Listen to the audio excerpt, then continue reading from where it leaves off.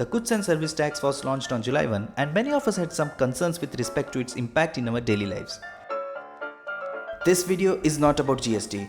It's about 4 things that you should keep in mind before you read any GST related posts on social media. Point number 1. Read past the provocative headlines. They come with a shock value that serve as clickbaits, which we already discussed in detail in the previous video. A clickbait need not necessarily be misleading always. Sometimes it can be genuine. Let's consider an example. 4 facts about GST which you won't find anywhere else. Yes, this clearly is a clickbait. But the headline is not taking any stance here. Neither it's pro-GST nor it's anti-GST. So maybe you can give it a chance. Now let's look at this headline.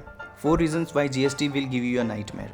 Now in this case, even before you read the post, the publisher wants you to have a biased view towards the subject.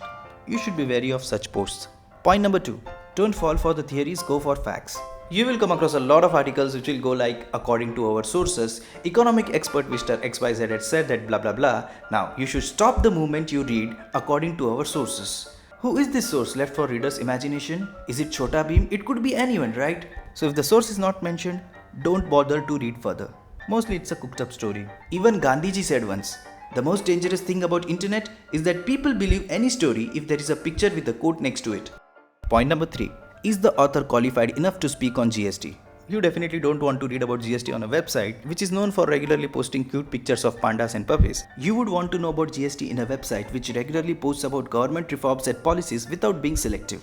And yes, don't let the number of shares and likes on the post influence your view on the subject. Unfortunately, the unwritten rule is that if it's on Facebook, it must be true. Don't fall into that trap. Point number 4. Try to stay away from rumors. And to do that, you need to be able to identify a rumor first.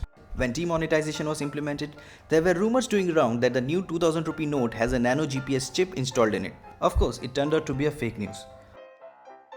On similar lines, there were a lot of fake stories doing around on GST as well. One of the most widely circulated being having to pay double GST in some cases. Sometimes you may find that a news is too outrageous to be true. Well, maybe it is not true because it is a satire.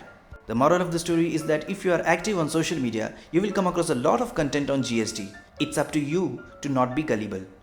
Don't forget to like and share this video and subscribe to our YouTube channel, The Covert Indian.